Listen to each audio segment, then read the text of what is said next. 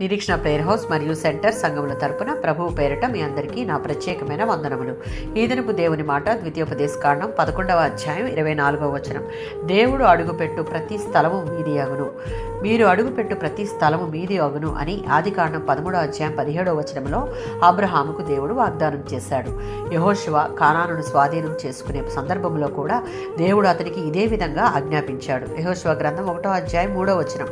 ఇక్కడ యెహోషువతో దేవుడు మీరు అడుగుపెట్టు ప్రతి స్థలము అనగా వాగ్దాన దేశం అనేది దేవుడు అబ్రహాము, ఇస్సాకు, యాకోబులకు ఆ తరువాత మోషేకు ఆ వాగ్దానం ఇవ్వబడింది.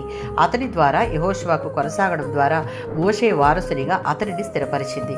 యెహోషువ గ్రంథం 14వ అధ్యాయం 9వ వచనం.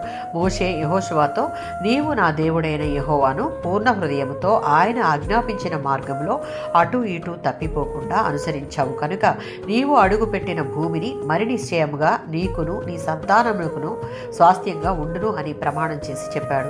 యెహోషువ దేవుడు తనకిచ్చిన వాగ్దానాన్ని స్వతంత్రించుకున్నటకు దేవునికి విధేయత చూపించి దేవుని ఆజ్ఞలను అనుసరిస్తూ తనకిచ్చిన బాధ్యత అనగా ఇశ్రాయేలీలకు నాయకుడిగా ఉండి నడిపించాడు. దాని ఫలితంగా వాగ్దాన దేశాన్ని స్వతంత్రించుకోవడమే కాదు, ఇశ్రాయేలీలందరిలో ఆ వాగ్దాన దేశాన్ని చూసిన ఇద్దరిలో ఒకడిగా ఘనత పొందాడు.